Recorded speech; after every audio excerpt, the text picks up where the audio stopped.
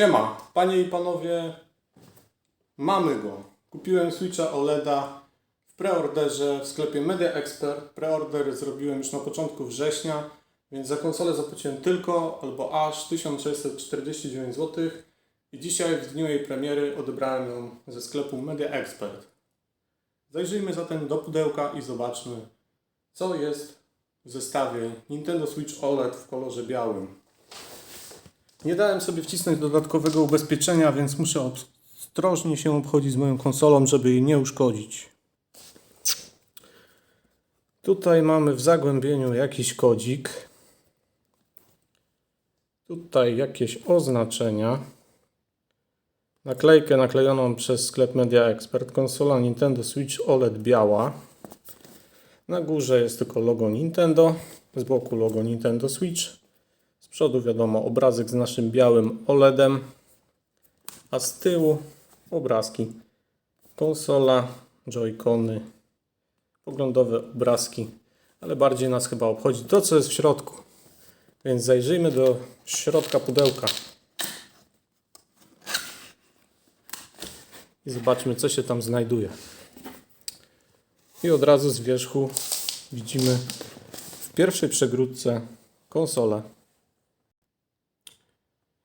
Na górze zafoliowane joycony i na dole konsola, tablecik. Zacznijmy może od dania głównego, czyli od samej konsoli. Może na razie poodkładam te ciekawsze elementy na bok. Przyjrzymy się im za moment. Czyli joycony oraz konsolę odłożę na razie na bok. A zobaczmy, co jest głębiej. Pierwsza warstwa się wyjmuje. Coś tutaj jest pod spodem. Nintendo Switch Lite. Important Informations.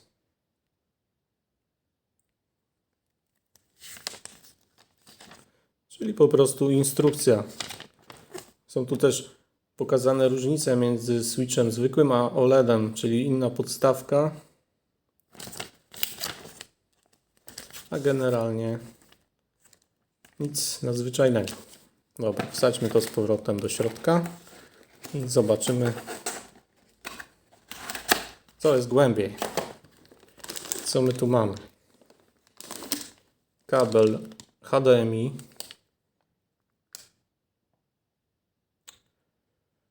Kabelek HDMI. OK.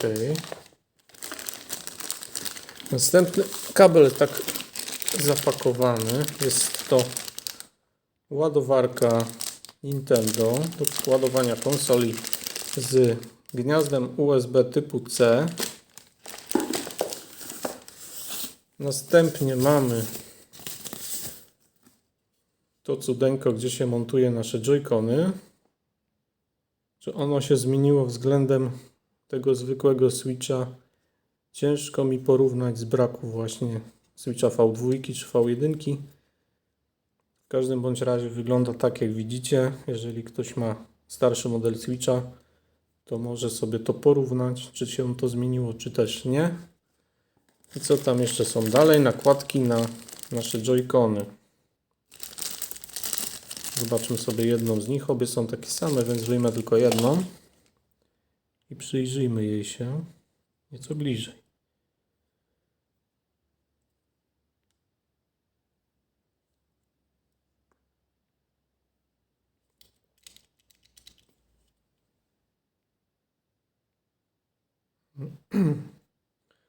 Dobra, tak to wygląda. Co tam jeszcze jest w środku? Tutaj już nic, tutaj też. No i tutaj mamy stację dokującą naszego Switcha, gdzie możemy go zadokować i dzięki temu sobie po prostu grać na telewizorze, tak jak na konsoli stacjonarnej. Przyjrzyjmy się nieco bliżej temu dokowi. Więc tak, nasz dock na boku posiada dwa porty USB. Tutaj widać w środeczku na dole jest gniazdo, tam gdzie dokujemy nasz naszą konsolę. Ciężko mi tam złapać ostrość do środka, ale to jest mało ważne. Z przodu jest logo Nintendo Switch i z tyłu jest otwierana klapka. Jak się ją otwiera? Tak się ją otwiera po prostu. Chyba coś źle zrobiłem, może nie. I tutaj mamy wejścia, tak, LAN w końcu jest we Switchu. Wejście LAN, czyli wejście sieciowe, na kabel sieciowy. HDMI out, czyli wejście na kabel HDMI, który podłączamy do telewizora. I wejście na AC adapter, czyli tą ładowareczkę, którą widzieliśmy. Tak to wygląda. No i ta klapeczka tutaj zakładana z tyłu. To jest cały dock. Więc może teraz, jak już obejrzeliśmy wszystko, to wróćmy do naszej konsoli. Zobaczmy sobie joyconik lewy. W ładnym białym kolorku z czarnymi przyciskami.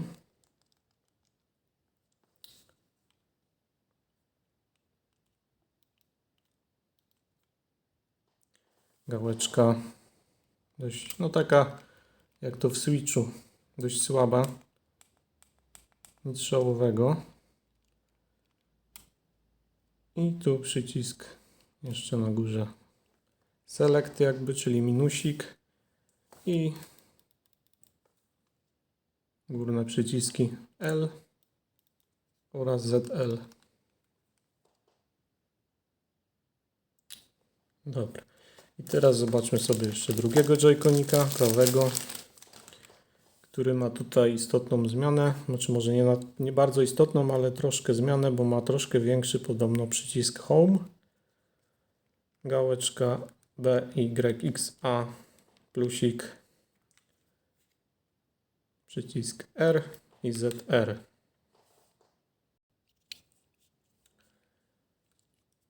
A to cudo jak się montuje? Wsuwa je się o tak. Tylko że założyłem nie to, co trzeba.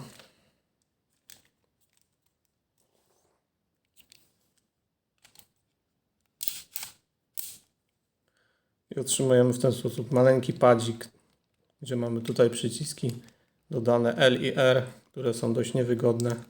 W ogóle taki maleńki padzik w tej formie jest taką karykaturą pada, bym powiedział, bo nie jest to specjalnie wygodne.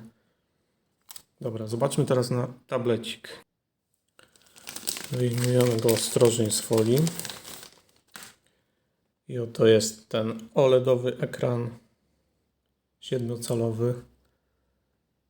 Może zamontujmy od razu joyconiki.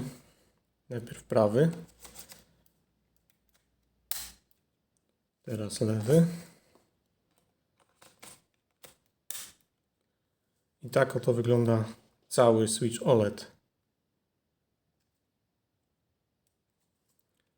A teraz jego tylna część, która się troszkę zmieniła, ponieważ jest tutaj zmieniona ta podpórka do stawiania konsoli, która jest zrobiona chyba z aluminium, bo jest zimna.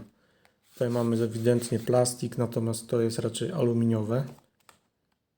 I wychylamy ją po prostu ręcznie. I może się ona dość się sztywno trzyma, ale ma jakieś tam lekkie luzy. Otwieramy to tak jak klawiaturę fortepianu i stawiamy po prostu w ten oto sposób. I sobie w miarę stabilnie stoi.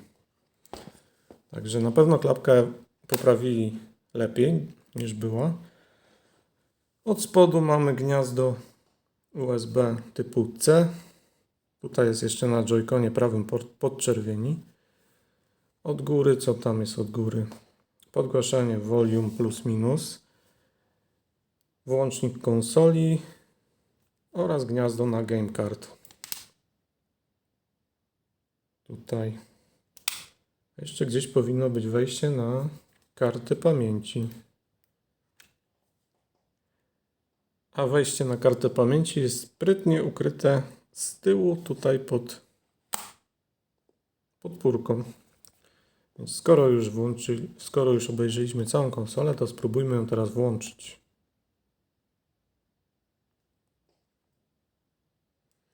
Ta wiekopomna chwila nadeszła.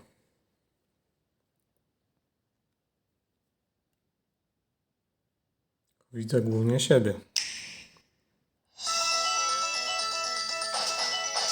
No, powiem Wam, że jakość ekranu jest niezła. Tego oczywiście nie będzie widać na nagraniu, ale jak ja patrzę bezpośrednio na wyświetlacz, to muszę powiedzieć, że jest nieźle.